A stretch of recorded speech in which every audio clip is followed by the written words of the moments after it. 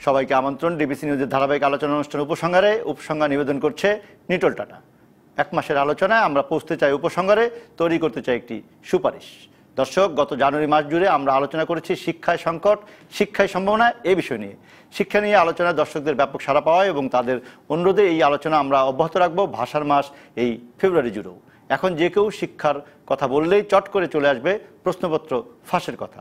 আবার কিছুদিন আগেও আলোচনায় ছিল এমপিভুক্ত শিক্ষক, প্রশিক্ষণপ্রাপ্ত সহকারী শিক্ষক এবং মাদ্রাসা শিক্ষকদের নানান আন্দোলন। এখনও একদল শিক্ষক আন্দোলনে আছেন। আলোচনায় আছে কোচিং বাণিজ্য, চলমান এসএসসি পরীক্ষার প্রথম দিন থেকে শুরু করে এই পর্যন্ত প্রায় প্রতিদিনই প্রশ্নপত্র ফাঁসের অভিযোগ উঠছে। আজকে কয়েকজন গ্রেপ্তার হওয়ার ঘটনাও ঘটেছে। যদিও শিক্ষামন্ত্রী তা মানতে চান না। ৩৫ কোটি বই ছাপানো আর বছরের প্রথম দিনে তার যথাযথভাবে বিতরণের কৃতিত্ব নিয়ে তিনি যত বেশি উচ্চকিত, শিক্ষার মান নিয়ে ততটা নন। ফেব্রুয়ারি এলে আমরা বাংলা ভাষা নিয়ে যত কথা বলি তার চেয়ে অনেক বেশি ইংরেজিতে লেখা নাম ফলক আমাদের চোখে পড়ে। শিক্ষা ব্যবস্থায় নানা ভাগ, নানা পথ, নানা মত, বাংলা মাধ্যম, ইংরাজি মাধ্যম, বাংলা পাঠ্যসূচির ইংরাজি ভার্সন, সাধারণ শিক্ষা, মাদ্রাসা শিক্ষা, কত ধরনের শিক্ষা, কত রকমের ভবিষ্যৎ নাগরিক তৈরি করছি আমরা। আবার উচ্চশিক্ষায় বেসরকারি বিশ্ববিদ্যালয়গুলোর গুণগত মানটাই বা কেমন, বা প্রায় 40টি পাবলিক বিশ্ববিদ্যালয় কতটা উচ্চশিক্ষার চাহিদা পূরণ করতে পারছে। আর মাতৃভাষার শিক্ষাদান বা উন্নত শিক্ষা নিয়েই বা আমাদের জাতীয়ভাবে কোনো চিন্তা আছে কি? আর যে শিক্ষানীতি ঘোষিত হয়েছে 2010 সালে, সেটাই বা মানসম্মত শিক্ষার জন্য কতটা উপযোগী? তাই আমরা ফেব্রুয়ারি মাস জুড়ে আলোচনা করব ভাষার শিক্ষা, উন্নত শিক্ষা এই বিষয়ে। আর এই আলোচনায় আমাদের সঙ্গে আজকে যুক্ত হয়েছেন ঢাকা বিশ্ববিদ্যালয়ের বাংলা বিভাগের অধ্যাপক ডক্টর সৌমিত্র শেখর। আপনাকে স্বাগত আমাদের এই আলোচনা অনুষ্ঠানে। আমাদের সঙ্গে আরও আছেন নটরডেম কলেজের সাবেক অধ্যাপক এবং শিক্ষাবার্তার সম্পাদক এন রাশেদা। আপনাকেও স্বাগত আমাদের এই আলোচনা অনুষ্ঠানে। আমাদের আজকের আলোচনা আমরা শুরু করব। আমরা এ মাসের আলোচনাটি শুরু করেছি একদম ফেব্রুয়ারির প্রথম দিক থেকেই। গত পর্বগুলোতে আমাদের স্টুডিওতে অতিথি এসেছিলেন এমএটাস অধ্যাপক ডক্টর রফিকুল ইসলাম, অধ্যাপক মনসুর মুসা, অধ্যাপক ডক্টর সৈয়দ মোহাম্মদ শাহেদ, কবি কাজী রোজি, অধ্যাপক ডক্টর মিজানুর রহমান এবং অধ্যাপক ডক্টর মেজবা কামাল।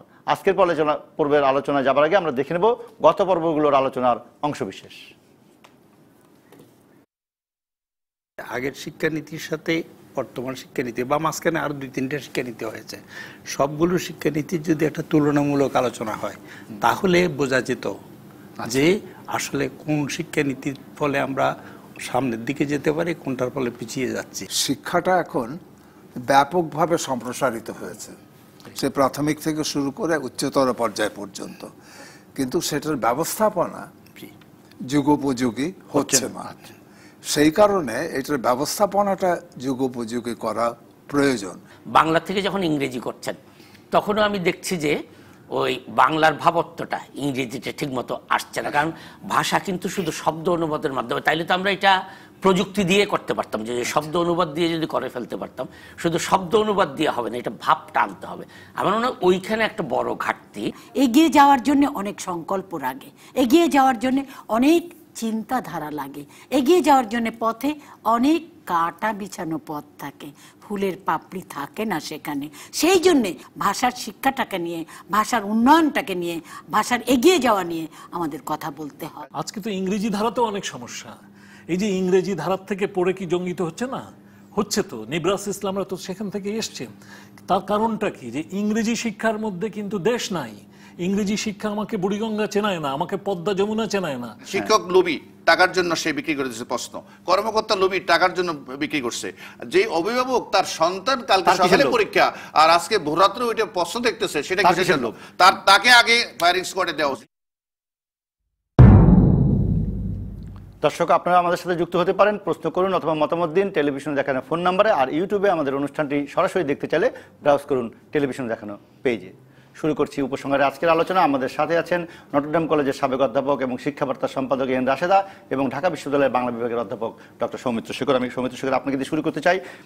ভাষার মাস, বাংলার মাস, বাংলার শিক্ষক আপনি যদি একটু শুরু করেন আজকের আলোচনাটা, যে এই যে আমরা বলছি যে ভাষার শিক্ষাটা যদি যথার্থ শিক্ষা না হয় তাহলে আমরা উন্নত শিক্ষায় পৌঁছতে পারবো কিনা, আপনি যদি শুরু করেন।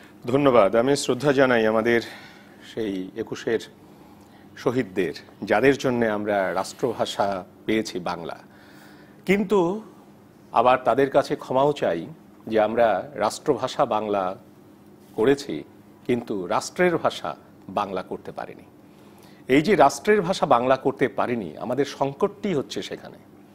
আপনি পৃথিবীতে যত উন্নত দেশ আছে, এই দেশগুলোর যদি আমরা তত্ত্ব তালাশ করি তাহলে আমরা দেখব তারা কিন্তু ভাষার শিক্ষা দিয়ে উন্নত হয়েছে। আজকেও জাপানে পরভাষায় কোনো শিক্ষা দেওয়া হয় না, আজকেও। অথচ জাপান উন্নত নয় কোন দিক থেকে? নৈতিকতায় উন্নত, প্রযুক্তিতে উন্নত। আমরা শুধু প্রযুক্তির উন্নয়নের দিকে যাচ্ছি, কিন্তু নৈতিকতার যে ধস নেমেছে চারিদিকে, এই দিকে কিন্তু আমরা খেয়াল করছি না। ভাষায় আজকে আমরা অবকাঠামোর কথা চিন্তা করছি, আমরা বলছি যে আমাদের এই হয়েছে, আমাদের বিদ্যালয় আমরা ইট কাঠে করে দিয়েছি, কিন্তু আমাদের যে নৈতিক জায়গাটি, যেটি বহুকাল আগে আমরা গাছের নিচে বসে শিক্ষা যখন নিতাম তখন যতটা শক্ত ছিল, আজকে কিন্তু সেখানে নেই।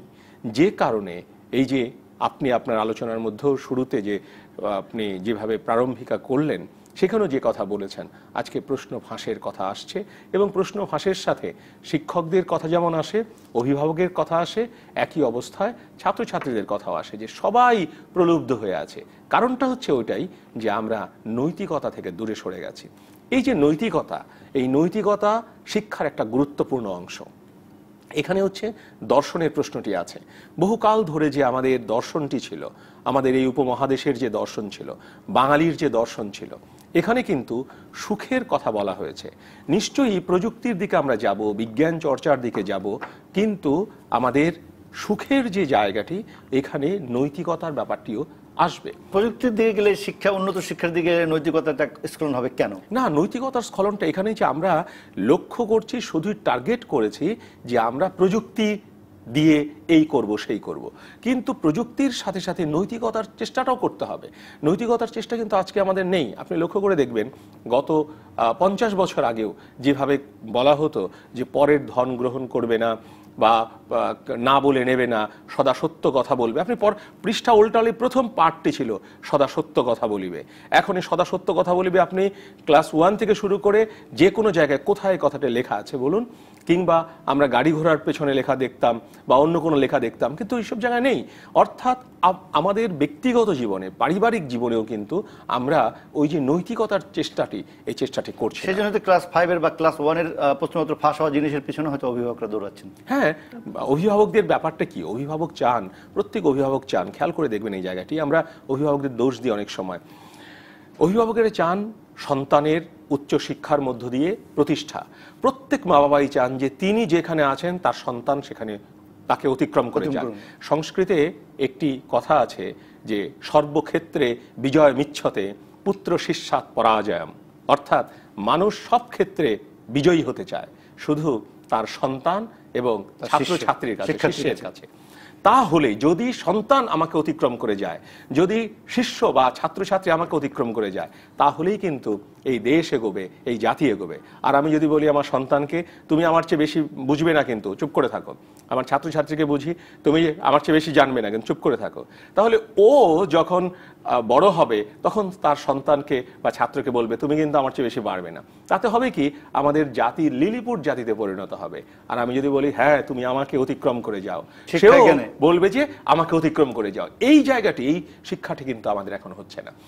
আমাদের মা বাবা যে প্রশ্ন ফাঁসের পেছনে ছুটছে, তার প্রধান কারণটি হলো যে সে চায় তার সন্তান তাকে অতিক্রম করে যাক, এবং এই কারণে একটা যে ইঁদুর দৌড় চলছে চারিদিকে, এই ইঁদুর দৌড়টাকে বন্ধ করতে হবে। যে প্রতিষ্ঠা কি? প্রতিষ্ঠা হচ্ছে জিপিএ 5। জিপিএ 5, আমি জিপিএ 5 পাইনি, তার মানে কি আমি প্রতিষ্ঠিত না? আমার মাথার মধ্যে এক সময় কি কাজ করতো যে আমাকে ডাক্তার হতে হবে, ইঞ্জিনিয়ার হতে হবে। কেন? মাশরাফি হয়ে কি প্রতিষ্ঠা পাওয়া যায় না? মাশরাফিকে তো ডাক্তার ইঞ্জিনিয়ারের চাইতে বেশি লোকে চেনে। অতএব আমাদের নানা জায়গায় যে কর্মক্ষেত্র আছে, এই কর্মক্ষেত্রটাকে বিস্তৃত করতে হবে, এবং এই বিস্তৃত করার মধ্য দিয়ে আমাদের যে ভাষার শিক্ষা, ভাষার শিক্ষার মধ্য দিয়ে কিন্তু এটি করতে হবে। শুধুই ইংরেজি শিক্ষায় শিক্ষিত হতে হবে, ইংরেজি শিক্ষা, ইংরেজি ভালো জানলে সে দেশের বাইরে গিয়ে প্রতিষ্ঠিত হতে পারবে, আমাকে IELTS, GMAT এগুলো করতে হবে, এইটি কেন? এইটি, এই ইঁদুর দৌড় থেকে কিন্তু আমাদের মুক্তি যদি না আসে, তাহলে আমাদের এই আলোচনাই থেকে যাবে। এর সাথে যদি বলেন যে এই যে ইঁদুর দৌড়ের কথা একটা বলছি, বা মানুষের যে এই যে পরীক্ষা দিচ্ছি আমরা, কিন্তু ফলাফলটাই মূল, জিপিএ 5 পেলাম কিনা, সবাই ভালো পরীক্ষার ফলাফল সবাই চায়, কিন্তু এই যে একটা দৌড়ের মধ্যে আছি, বা এই যে একটা নৈতিক জায়গা ছিল, শিক্ষার ব্যবস্থাপনার সঙ্গে যুক্ত যারা আছে, আমরা অভিভাবকদের দোষ দিচ্ছি, বা যারা নকল এই প্রশ্নপত্র ফাঁস করেছে, তাদের দৌড়ে দিচ্ছে, কিন্তু শিক্ষা ব্যবস্থা একটা সংকট তো নিশ্চয়ই কোনো না কোনোভাবে তৈরি হয়েছে, নাহলে এই দৌড়ের দিকে মানুষ সামিল হলো কেন? আপনি কি মনে করেন? দেখেন, আপনি যেটা বললেন সেটা মূল কথাই কিন্তু নৈতিক শিক্ষা। নৈতিক শিক্ষাটা তো আমরা বাদ দিয়ে দিছি, নৈতিক শিক্ষাকে আমরা ধর্ম শিক্ষার সাথে দিয়েছি। দেখেন দুই দিন আগে যে পরীক্ষাটা হলো, ধর্ম শিক্ষার প্রশ্নপত্র ফাঁস। তো ধর্ম শিক্ষা করে তো ধার্মিক হচ্ছে না, নৈতিকতা বাড়ছে না। তাহলে এই যে আমাদের শিক্ষানীতির মধ্যে আমাদের যে নৈতিক শিক্ষার ব্যবস্থাটা ছিল, সেটাকে নৈতিক শিক্ষা ধর্মীয় শিক্ষা একখানে করেছে। তাহলে তার মানে এইবার তো না, সবসময় আমরা জানি, এবার 2 দিন আগেই আরো প্রমাণিত হচ্ছে ধর্মশিক্ষা ওই নৈতিক শিক্ষা ওরা বলছি, নৈতিক শিক্ষা না। ধর্মশিক্ষা কখনোই নৈতিকতা শিখায় না। ধর্মশিক্ষা, আমি ছোট ছিলাম, দেখেন একদিন একটা আমাদের বাড়ির সামনে দিয়ে নাকি হিন্দু পরিবারের লাশ নিয়ে যাচ্ছিল। তা আমি হয়তো বলেছিলাম যে এই যে যেটা বলি আর কি আমরা, সেটা বলেছিলাম ইন্নানিল্লাহে, হ্যাঁ তাই তো বলি আমরা, হ্যাঁ। আচ্ছা, আমার মেজো বোন শুনেছে আমার পুবাম্মাকে বলছে, জানো পুবাম্মা ও না এটা বলেছে, আমার বললো কি না এটা বলবি কেন, বলবি ফি নারে জাহান্নামা। আমি কি ব্যাপারটা হলো, তারপরে আমি দেখি ফুবাম্মার বালিশের তলায় একটা বই আছে। আর কয়েকদিন পর দেখলাম তো বইয়ের মধ্যে বই মানে এই ইসলামী শিক্ষা, সেখানে এটাই লেখা আছে, ফি না রে জাহান্নামা বলতে হবে হিন্দু। তো তাহলে তার মানে ওটা ধর্মশিক্ষা। ধর্মশিক্ষাটা নৈতিকতা দেয় না, ধর্মশিক্ষাটা নিজের ধর্মের প্রচার করতে চায়। ধর্মশিক্ষা কখনোই নৈতিক শিক্ষাটা কোথায় দেবো, নৈতিক শিক্ষাটা কোথায় দেবো, বা সেটা কি একদমই শূন্য পর্যায়ে নেমে গেছে, যেটা সমুদ্র পর্যন্ত পড়ছে। আমি ধর্মশিক্ষা দিচ্ছি, নৈতিক শিক্ষা দিচ্ছি না, এরকম তো অনেক কিছুই আছে, একটা উদাহরণ দিলাম মাত্র। তো এরকম এই ধরনের শিক্ষার ফলে এখন অনেক জায়গায় যে দেখবেন আমাকে অনেকে বলছে ক্লাসে ওই যে হিন্দু ও হিন্দু, আমি ওর পাশে বসবো না। এই মানসিকতা ডেভেলপ করে গেছে, যেহেতু তাকে বলা হচ্ছে ক্লাসের মধ্যে বলা। স্কুলটা কোনো সময় ধর্মশিক্ষা দেওয়ার জায়গা হতে পারে না। পাকিস্তান আমলে ধর্মশিক্ষা দেওয়া হয় নাই। পাকিস্তান আমলে কি ছিল, ইসলামী একটা শিক্ষা ছিল, সেটা 9-এ ওঠার পরে ওটা ম্যাট্রিক জন্য যারা 9-10-এ উঠতো তখন তারা ওটা নিত, বেশি নাম্বার পাওয়া যায়, লেটার পাওয়া যায়, তার জন্য নিত। কিন্তু ধর্মশিক্ষা কম্পালসারি ছিল না, ছিল আমাদের উর্দু আর আরবি ছিল। কেউ উর্দু নিত, কেউ আরবি নিত। কোনো সময় আইয়ুব খান এসে দুইটাই চালু করলো, যখন যেটা। কিন্তু ধর্মশিক্ষা স্কুলে শেখা হতে পারে না। একবার আমি একটা সেমিনার করেছিলাম, ওয়াজেদ মিয়া ভাই, মানে বিজ্ঞানী, পরমাণু বিজ্ঞানী, উনি একটা সভাপতিত্ব করলেন। তো উনি একটা কথা বললেন, উনি এই কথাটাই বললেন যে ধর্মশিক্ষা কখনোই স্কুলে থাকা উচিত না। ধর্মশিক্ষা থাকবে মসজিদে, থাকবে মক্তবে, মাদ্রাসায়, ওখানে তারা পড়বে। স্কুলের জন্য ধর্মশিক্ষা না। এখানে ধর্মশিক্ষা দেওয়ার ফলে বাচ্চাদেরকে আমরা 2 ভাগে ভাগ করে দিই। হ্যাঁ, এর মনের মধ্যে ওই তখনই তো তার মনের মধ্যে উঠে যায় আমি মুসলিম ও হিন্দু ও সাম্প্রদায়িক বিভাজনটা স্কুলে দেই। এইটার বিরুদ্ধে কেউ কথা বলছে না, এর বিরুদ্ধে কথা বলা দরকার। ধর্মশিক্ষাটা স্কুলে না, সেটা হবে প্রাইভেটলি, হবে বাসায় হবে। আমরা তো বাসায় আমাদের মুরব্বি সাহেব এসে আমাদেরকে কোরআন শরীফ পড়া শিখিয়েছেন, তাই না? মসজিদে গেছে কেউ মুখ। এই নৈতিক শিক্ষাটা প্রথম কথা। আর তারপর আপনি যে কথাটা বললেন কি শিক্ষা ব্যবস্থাপনার একটা সংকট। হ্যাঁ, ব্যবস্থাপনার সংকট হবেই। শিক্ষিত মানুষ তো করে তুলছি না আমরা। আমি গতকালই বোধহয় আপনাদের এখানে কোথায় যেন শুনলাম, এতে উনি বলছেন, একজন ভাইস চ্যান্সেলর, উনি বলছেন যে আমার ক্লাস এসে দেখেন, কে বলছে শিক্ষার মান পড়ে গেছে, কে বলছে আমার ক্লাস এসে দেখবেন। তো যে ক্লাসে যে যাবো ইউনিভার্সিটির ক্লাসে, সে ইউনিভার্সিটি ক্লাসে যাওয়ার মতো যোগ্যতা অর্জন করে সে ইউনিভার্সিটিতে যায়, সে তার প্রাথমিক পর্যায়ে যায় না। একটা ইউনিভার্সিটির ভাইস চ্যান্সেলর এই কথা বলে আমার এখানে এসে দেখবেন। আমি দেখেন শিক্ষার মান কোথায় আছে খেয়াল করে দেখেন। মানে মনে করেন আজকে থেকে 10-12 বছর আগে একটা বাচ্চা একটা বাসা নিয়ে গেছে, ও মানে কাজ করবে, তখন ওকে পরিচয় করে দেওয়া হচ্ছে এ কিন্তু 5 পাস। ও লাফে উঠে বলে কি, না চাচি আমি 5 পাস করলে কি হবে, আমি তো কিছু জানি না, আমাকে পাস করে দিছে। বলে কেন? স্যাররা বলে তো যদি পাস না করে আমাদের চাকরি থাকবে না। এইভাবে কিন্তু এইভাবে পাস করানোর শিক্ষা হচ্ছে। হ্যাঁ, পাস করার শিক্ষা। এবং এই বাচ্চারা যখন স্কুলে আসে, আমি একজনকে জিজ্ঞেস করছি, হেডমাস্টার, উনি 6 থেকে ওনাদের স্কুল বেঙ্গলি মিডিয়াম হাই স্কুলের প্রধান শিক্ষক। উনি বললেন, আপা এখন যারা আমাদের এখানে আসে এরা তো 6-এ পড়ার যোগ্য না, আমরা কি করব বলেন তো? এটা কোনো তাহলে মানটা কোথায় ডেভেলপ করছে? আবার যদি আপনি প্রাইমারি স্কুলে কিছুদিন আগেও আমি আলাপ করে দেখেছি, তখন কেউ যদি কোনো টিচার যদি সিনসিয়ারলি পড়ায়, তার জন্য বলে তুই কি এদেরকে জজ ম্যাজিস্ট্রেট বানাবি, এত পড়াস কেন, দরকারটা কি? ভাবটা এরকম। মানে এর মধ্যে দিয়ে কোনো শিক্ষা ব্যবস্থাটা আমাদের ধস নেমে গেছে। ওরা ছুটছে কেন সেটা বোঝেন না। ছুটছে হলো ক্লাসে তো পড়ানো হয় নাই। আমি জিপিএ প্রাপ্তি শিক্ষার্থীর সংখ্যা বাড়ছে, স্কুল বাড়ছে, ঝরে পড়ার হার কমে গেছে, এই সূচকগুলোকে কি আমরা শিক্ষার মান উন্নয়ন বলবো না? না, এটা শিক্ষার মান তো বাড়ছে না, তো শিক্ষার মান তো ধসে যাচ্ছে। দু একজন তো পাশ করবেই, সবসময় পাশ করেছে, এখনো পাশ করবে, সামনের দিকে যাবে। এখন আপনার অনেক ইউনিভার্সিটি হচ্ছে, ডেভেলপ করছে, সেই ইউনিভার্সিটিতে শিক্ষক নিয়োগ করতে লাগবে। হ্যাঁ, আচ্ছা, একটা জিনিস খেয়াল করে দেখেন আপনারা, এই যে ওনারা বললেন বোধহয় যে বাইরের কথাও বললেন, এসএসসি যে পরীক্ষাটা, এটা হলো সেকেন্ডারি স্কুল সার্টিফিকেট, তাই তো? স্কুলই দেয়, তা আমরা কেন এটা ঘটা করে ইয়ে করি? বোর্ড দিচ্ছি কেন আমরা? এবং তারপরে ওই জুনিয়র আর প্রাইমারি তো কোথাও নাই, পৃথিবীর কোথাও এই সিস্টেম নাই, এটাকে ইন্ট্রোডিউস করা হলো কেন? আপনি কি পাবলিক পরীক্ষা কমানোর পক্ষে বলছেন? হ্যাঁ, দরকারই নাই, এটা স্কুল দেবে। এবং তার মধ্যে এক সেকেন্ড শুনেন, তাতে হবে কি, ওই স্কুলগুলো যদি সে দায়িত্বটা পায়, হ্যাঁ, ওই এলাকার স্কুলও ডেভেলপ করবে, এবং তখন দেখবেন না আপনার শিক্ষার্থীও যে সেও আপনার জানতে চাবে, বুঝতে চাবে, এবং শিক্ষক যে তারও একটা ইয়ে বাড়বে, সে বাচ্চাদেরকে শিখাবে, পড়ালেখায় উৎসাহিত হবে, শুধু পাস করার জন্য, শুধু পাস না, শুধু ডিগ্রিটা না, পিসি একটা ডিগ্রি। আর জুনিয়রের পরে বা মানে এইচএসসির পরে যারা যেতে চায়, আপনার কি বলে কারিগরিতে, স্কুলের সার্টিফিকেট নিয়ে যাবে, কি দরকার তার? আমরা এটা নিয়ে আরো আলোচনা করব। আমাদের সঙ্গে আছেন এন রাশেদা এবং সৌমিত্র শেখর। আপনারা থাকুন, বিরতির পরে আমরা আবার আলোচনা করব ভাষার শিক্ষা, উন্নত শিক্ষা এই বিষয়ে।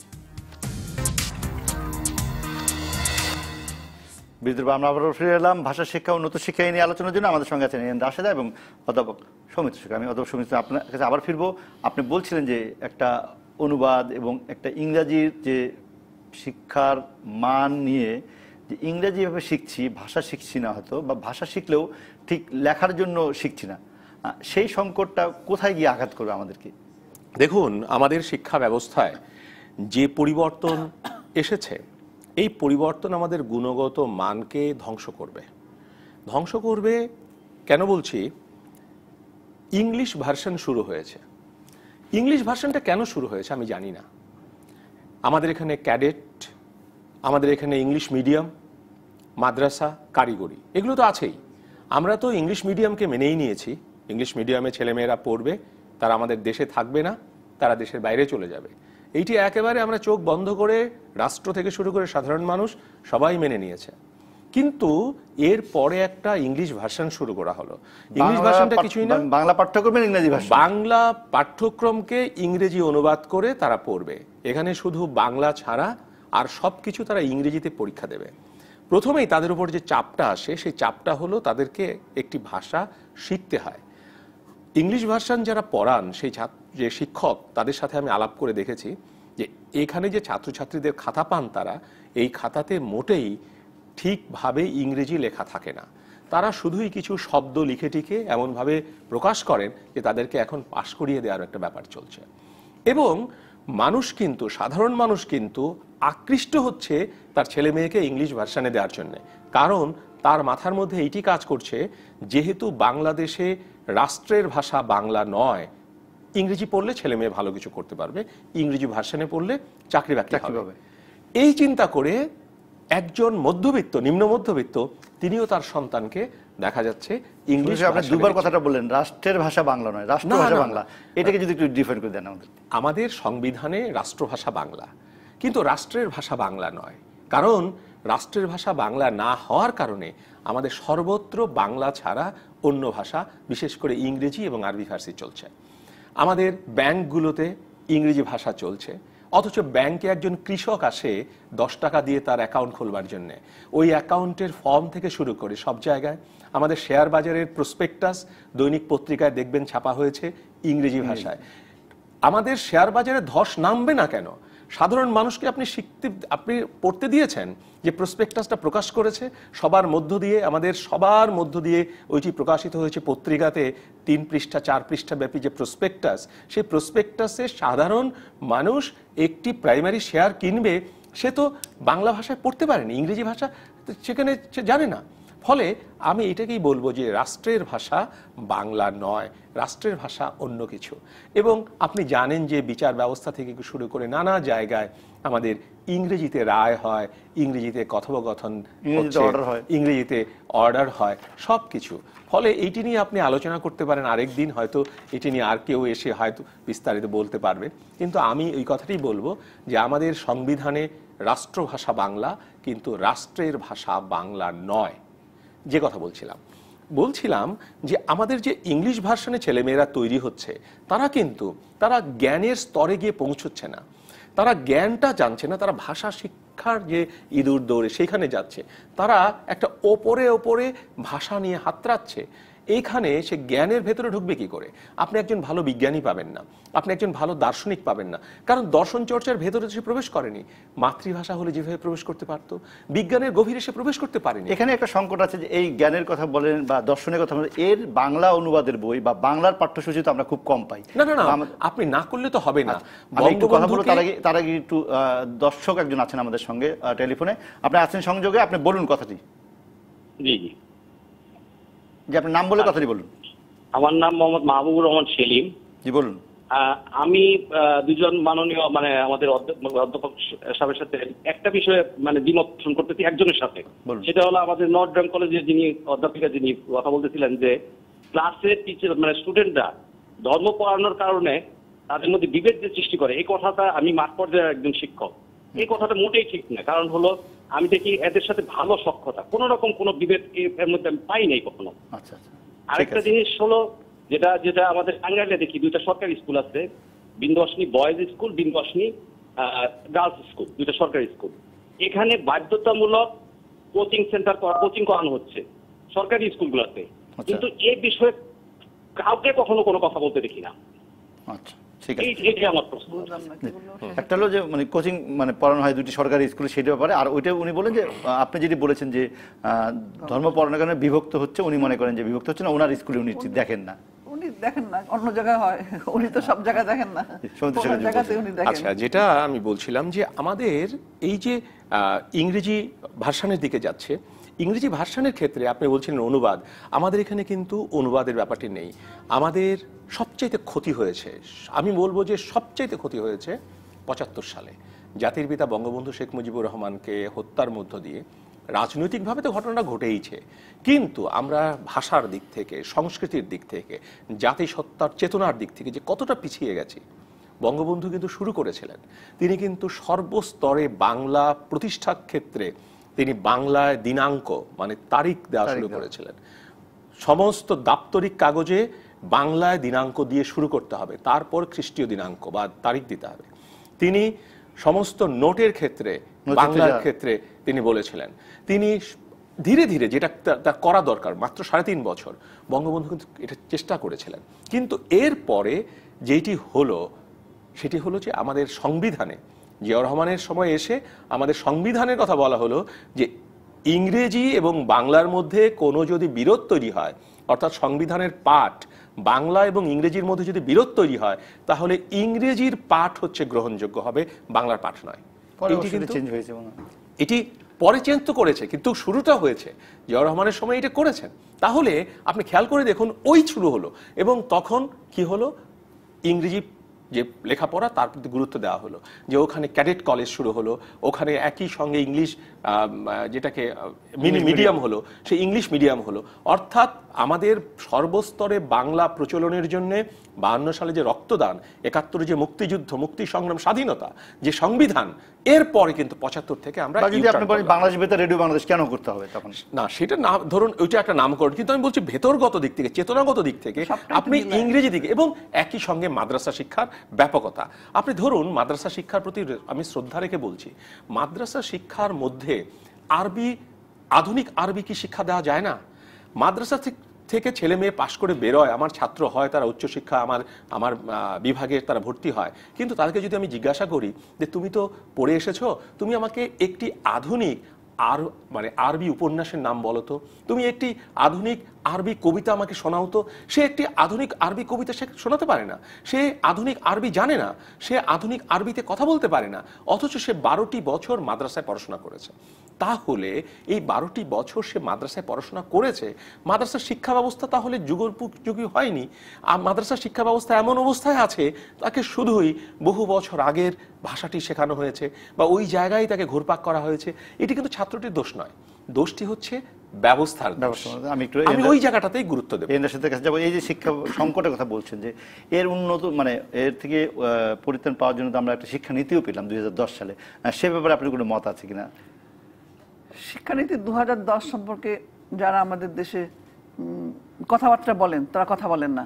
শিক্ষানীতি 2010টা আসার পরে আমাদের 72-এর সংবিধান সংসদে এসছে, যেভাবেই আসুক আর কি, খণ্ডিতভাবে আসুক, বিতর্কিতভাবে আসুক, কিন্তু ওটা আসছে কিন্তু 2011 সালে, 11 সালের জুনে, 30শে জুন আসছে সম্ভবত। হ্যাঁ, তাহলে তো 2010 শিক্ষানীতির সামনে তো আমাদের 72-এর সংবিধান ছিল না। 72-এর সংবিধান দিয়ে তো তারা করে নাই। শুধু আমাদের যে শিক্ষানীতিটা 2010 শিক্ষানীতি, সেটা আমার 72-এর চেতনার সাথে সঙ্গতিপূর্ণ না। এটা আমার প্রথম কথা। কেন সেটা? ওই যে দেখেন শিক্ষানীতির মধ্যে যা আছে, আমার ক্ষুধা আপনি যদি বলেন, আমি বললাম যে বঙ্গবন্ধু সে সময় একটা শিক্ষানীতি তৈরি করতে বলেছিলেন, তারা করেছিল। হ্যাঁ, সেই শিক্ষানীতিটা কেন, সেই শিক্ষানীতি তো তার যে উদ্দেশ্য, লক্ষ্য উদ্দেশ্য, সেটা তো ইয়ে হয়ে যায় নাই। সেটা না, নতুন করে অনেক জিনিস আসতে পারে, কিন্তু আমার মূল লক্ষ্য, আমার 71 যে চেতনা, সেটা কি সাম্যের চেতনা ছিল। সাম্য সাম্য সাম্য।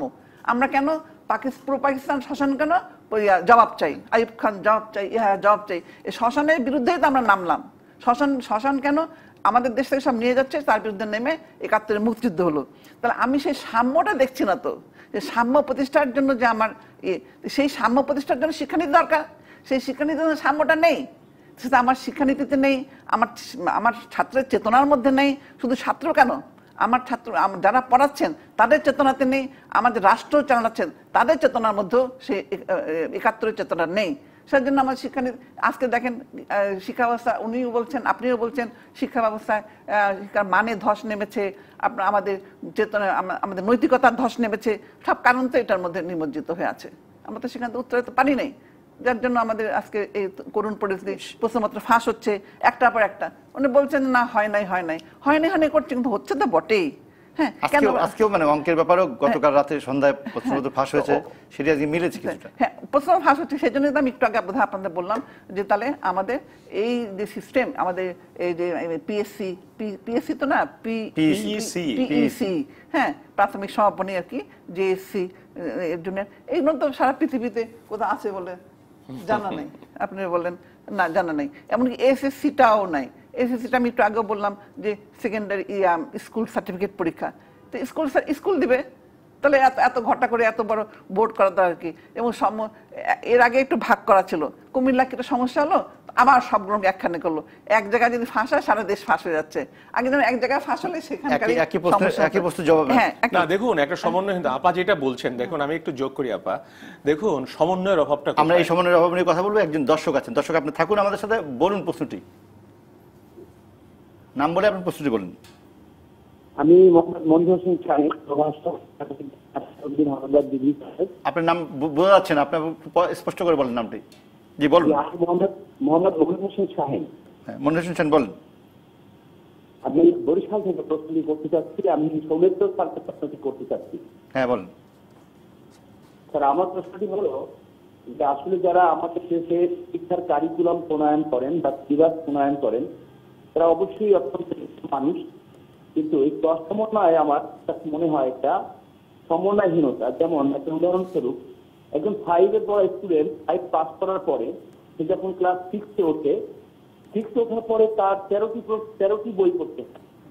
13টি বইয়ের মধ্যে ইংরেজি বই থেকে 4টি টেক্সট অর্থাৎ 4টি প্যাসেজ পড়ে তাকে 10টি কোশ্চেনের উত্তর করতে হয়। আর এটা কি একজন টেন্ডারে স্টুডেন্টের জন্য পসিবল? জি, আপনাকে ধন্যবাদ। সৌমিত্র শেখর বলবেন আপনার কথাটি, তবে তার জন্য আপনাকে অপেক্ষা করতে হবে। বিরতির পরে এসে আমরা এই সমন্বয়ের কথাটি এবং আমাদের দর্শক যদি বলেন সেটি সৌমিত্র শেখর বলবেন। থাকুন ডিবিসি নিউজের সঙ্গে। আমন্ত্রণ আরেকবার নিটল টাটা নিবেদিত উপসংহারে। আমরা আলোচনা করছি ভাষার শিক্ষা উন্নত শিক্ষা নিয়ে। আমাদের সঙ্গে আছেন অধ্যাপক এন রাশেদা এবং অধ্যাপক ডক্টর সৌমিত্র শেখর। সৌমিত্র শেখর, আপনার কাছে প্রশ্ন করেছিলেন একজন দর্শক যে এই যে 13টি বই এবং সমন্বয়ের কথা আমরা বিরতিতে যাবার আগে বলছিলাম, উনিও সেই কথা বললেন এই যে সমন্বয় নেই 13টি বইয়ের মধ্যে 4টি বইয়ের কাজে লাগে, বাকি কোনো বইগুলো তেমন কোনো কাজে লাগে না। এইটা কোথা থেকে আমরা পেলাম এবং কেন এটা জবাব? আমি 100% একমত হয়ে বলছি। যিনি প্রশ্নটা করেছেন খুবই যথার্থভাবে তিনি করেছেন এবং তার অভিজ্ঞতার আলোকেই তিনি করেছেন যে একটা সমন্বয়হীনতা কাজ করছে। পঞ্চম শ্রেণীতে যে 6টা বই পড়াশোনা করে আসে, এরপর ষষ্ঠ শ্রেণীতে গিয়ে তাকে 13টা বই পড়তে হয়, অষ্টম শ্রেণীতে গিয়ে তাকে 13টা বই পরীক্ষা দিতে হয়।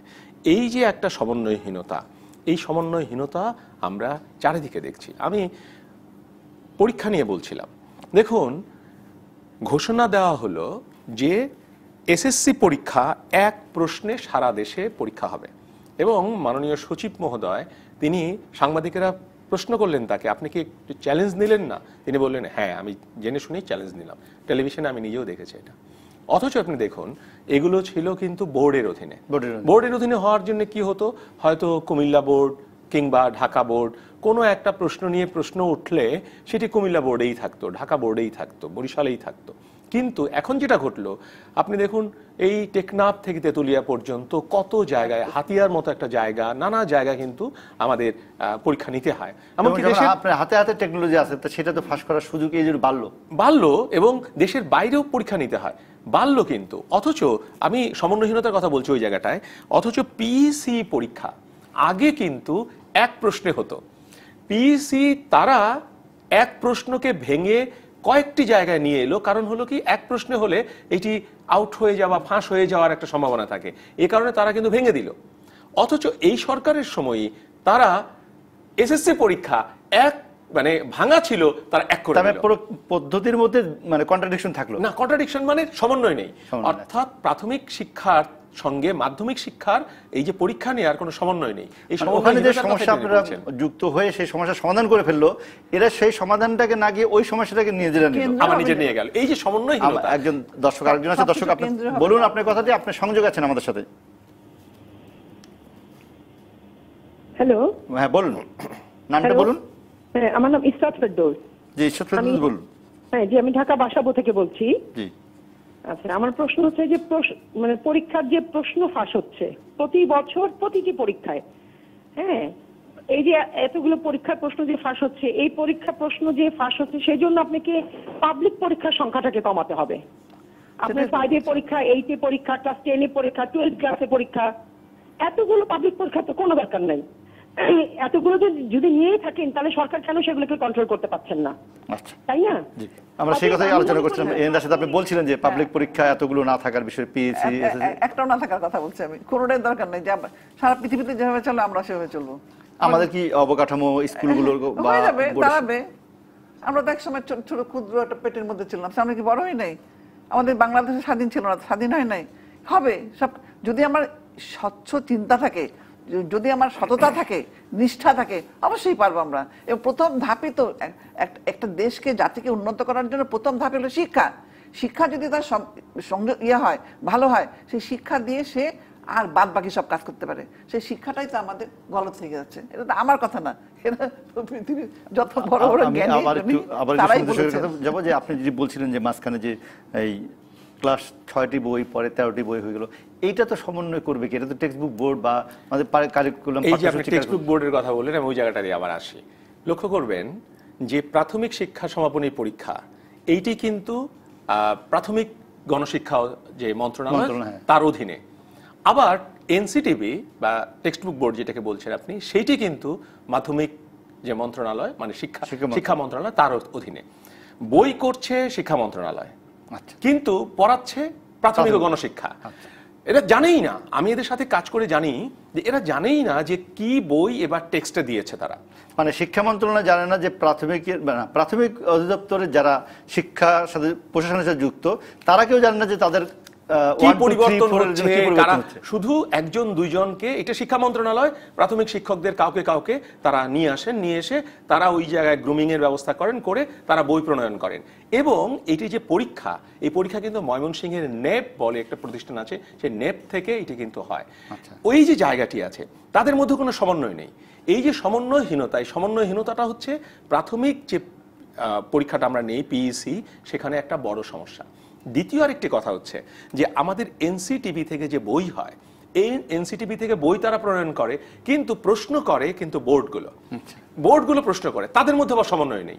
আমি তাদের সাথে কাজ করে দেখেছি যে এই যে টেক্সটটা পরিবর্তন হয়েছে, আপনি বোর্ডে যারা আছেন আপনাকে সব জানেন যে কি পরিবর্তন হলো, আপনাদের সাথে আলাপ করে কি হয়েছে, বা আলাপ করার আগে পরে কি কোনো বৈঠক হয়েছে? তারা বলেছে না, হয়নি।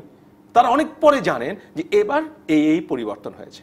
আপনি লক্ষ্য করে দেখবেন আমরা পাঠ্যসূচি সম্পর্কে অবহিত না থাকে বা জানেন না, সর্বশেষটা না জেনে তারা প্রশ্ন করছেন না, তাদের কাছে তারা সিলেবাস নিয়ে আসেন, সিলেবাসে যেবার পরিবর্তন হয়েছে, কেন পরিবর্তন হয়েছে, পরিবর্তনের পিছনে একটা কারণ থাকে। আমরা যখন 12 সালে বই করেছিলাম, বই করবার আগে আমরা এখানে আলাপ করে যে আমাদের কোন কোন শিক্ষার লক্ষ্য রাখতে হবে, লক্ষ্য করে দেখবেন যে আমরা এমন একটা টেক্সট দিয়েছি বা পাঠ দিয়েছি যেটি পড়লে ছেলে মেয়েদের মধ্যে যারা প্রতিবন্ধী আছে তাদের প্রতি মমত্ববোধ বাড়বে। আমরা এমন একটা টেক্সট দিয়েছি যেটা পড়লে মানবেতর যে প্রাণী আছে অর্থাৎ কুকুর, বেড়াল ইত্যাদি, তাদের প্রতি মমতাবোধ বাড়বে। আমরা এমন একটা টেক্সট দিয়েছি যে টেক্সট পড়ে তারা প্রতিবেশীর প্রতি বা প্রতিবেশী দেশের প্রতি বা ইত্যাদি, অর্থাৎ আমরা এরকম করে কিছু টার্গেট করে করে আলাপ করে করে আমরা এই জিনিসগুলো বের করেছি। কিন্তু হঠাৎ করে দেখলাম আমাদের টেক্সট পরিবর্তন হয়ে গেল, কে বা কারা বলল টেক্সট পরিবর্তন হয়ে গেল। পরিবর্তন হলে আমরা যে লক্ষ্যকে সামনে রেখে এইটি টেক্সটটা নিয়েছিলাম, ওই টেক্সটটা প্রতিস্থাপিত হতে হবে ওই দৃষ্টিভঙ্গি থেকে, কিন্তু দেখা গেল যে ওই দৃষ্টিভঙ্গি থেকে কিন্তু পরিবর্তন, এত আলোচনা হলো, এত কথা হলো, কিন্তু পরিবর্তন কিন্তু হলো না, পরিবর্তন ওইভাবে হলো না। এবং যা নিয়ে আসা হলো, আপনি এখন দেখবেন এখন একই বিষয় নিয়ে এত আলোচনা আছে, এত বিষয় আছে, অর্থাৎ হয়তো একটাই, মানে যেটাকে আমরা বলছি যে আমাদের উদ্দেশ্য, পাঠের উদ্দেশ্য একই উদ্দেশ্য, কিন্তু অনেকগুলো টেক্সটের মধ্য দিয়ে ওখানে দিয়ে দেওয়া হয়েছে। ফলে শিক্ষার্থীদের মধ্যে বিভ্রান্তি বাড়লো এবং তারা একটা বাড়তি চাপ তৈরি হয়ে গেল। প্রাথমিক আর প্রাথমিক আর এসএসসি বললেন আপনি, কিন্তু জুনিয়রটা কারা করছে? জুনিয়র যেটা সেটাও শিক্ষা মন্ত্রণালয়, জুনিয়রের শিক্ষা মন্ত্রণালয় করছে। কি বলছেন না? তাহলে শেষ করবো, তাহলে কোথায় আমরা যে তাহলে মানে কোথায় গিয়ে এই রেমেডিটা হবে, কে দেখবে এটা? এবং এটা দেখবে তো, আমরা দেখছে না, তাহলে আমাদের সমাজে যারা চিন্তা করে, চিন্তক যারা শিক্ষা নিয়ে ভাবনা চিন্তা করে, তাদের এই পথগুলো দেখাতে হবে, এটা আমি মনে করি। যেহেতু আমি দেখছি যে আমার শিক্ষা বোর্ডে কারা আসছে, টেক্সট বুক বোর্ডে যে ঢাকা আসতে চায়, তার সে বিষয়ে তার জ্ঞান থাক না থাক। আমি আপনার সাথে একটা বাক্য দিয়ে শেষ করি। একটা সুপারিশ, যেহেতু আপনার অনুষ্ঠানের একটা অংশ, আমার একটা সুপারিশ হলো যে প্রাথমিক মন্ত্রণালয়ের, অর্থাৎ মাধ্যমিক ও গণশিক্ষা মন্ত্রণালয়, তাকে একদম বই ছাপা থেকে শুরু করে সমস্ত কিছু দিয়ে দেওয়া উচিত। শিক্ষা মন্ত্রণালয়ের অধীনে আর বই রাখার কোনো দরকার নেই, যেহেতু বই প্রাথমিকের বই বেশি, প্রাথমিকের বই। আমার সাজেশন হচ্ছে প্রাথমিক শিক্ষা তো আগে এরকম সমাপনীর মধ্যে ছিল না, এটা উঠায় দেওয়া দরকার। হ্যাঁ, আরেকটা হলো জুনিয়রের কোনো দরকার নেই, আগে তো ছিল না, যে বৃত্তি দিবে তারা দিবে, আমাদের সবাই বৃত্তি দিয়েছে,